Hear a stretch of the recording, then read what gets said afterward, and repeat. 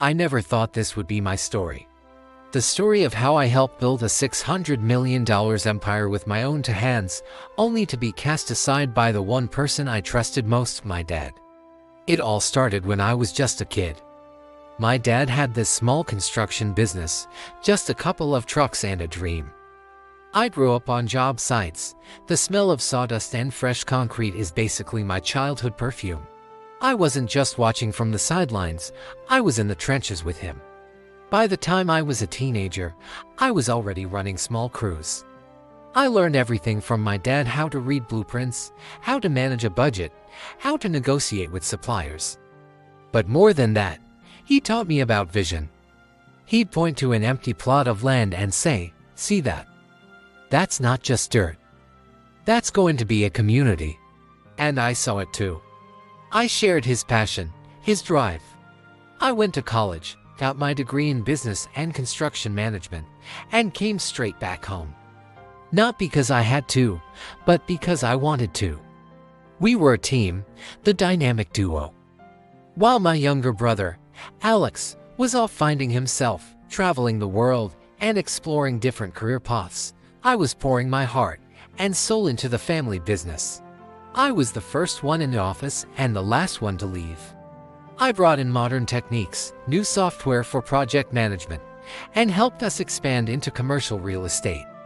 We went from building houses to building skyscrapers. The company grew exponentially. Every success felt like our success. We celebrated every milestone together, my dad and I. He'd clap me on the back and say, "We did it, kid. We did it." Those were the best years of my life. I was his right hand, his successor. It was never explicitly said, but it was understood. Everyone in the company knew it. Our clients knew it. Our family knew it. I was their parent, the one who would carry the torch. We hit the $100 million mark, then $300 million, and before we knew it, we were staring at a valuation of over $500 million. It was surreal. I'd sacrificed my 20s and a good chunk of my 30s. I missed out on parties, vacations, and relationships because the business always came first. But I had no regrets. I was building a legacy, our legacy.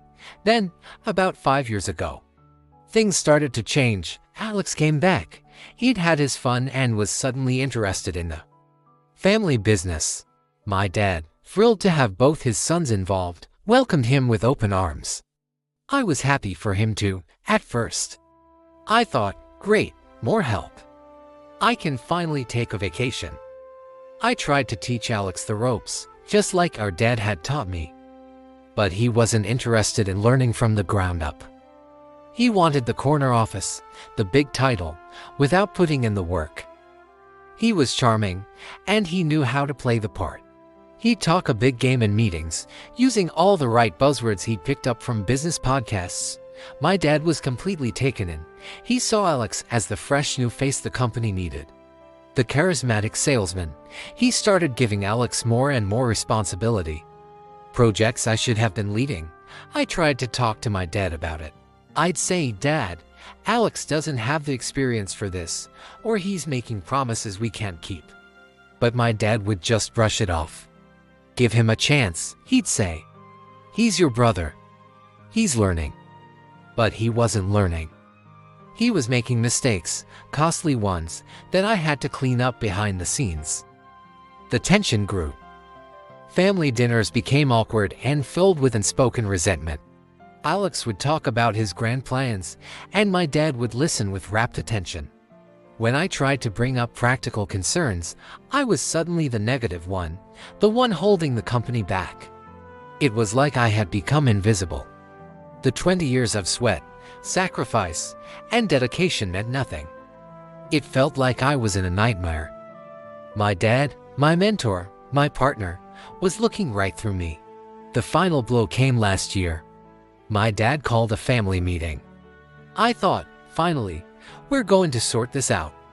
Maybe he's finally seen what's happening. He sat us down, Alex on one side, me on the other. He announced he was retiring. My heart skipped a beat. This was it, the moment I had worked for my entire life.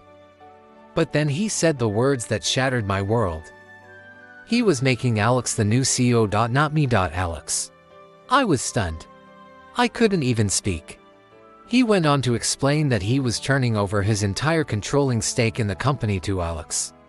I was given a generous severance package, a title of consultant, and a pat on the back.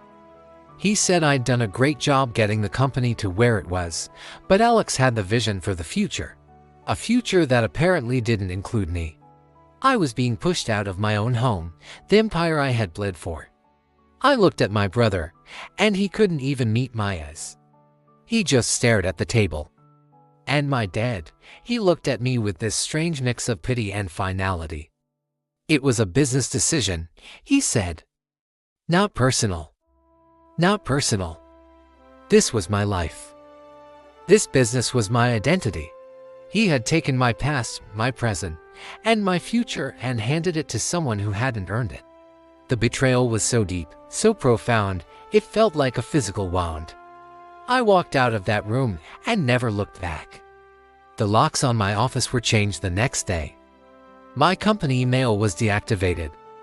I was completely shut out. Just like that. Decades of work, gone in an instant. The pain is something I struggle with every single day. It's not about the money. It's about the betrayal from my own father and brother. It's about having your life's work stolen from you. So what do you do when your world collapses? You start over. It's been the hardest year of my life, but I'm not a victim. I took what was left of my savings and started my own company. A small one, just a few trucks and a dream. Sound familiar?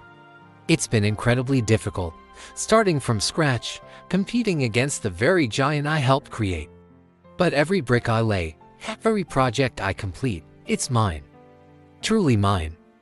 This time, I'm building a legacy on my own terms. This isn't a story about revenge. It's a story about resilience. It is a story about proving to myself that I am more than just my father's son. I am a builder. And I will build again. Thanks for listening to my story.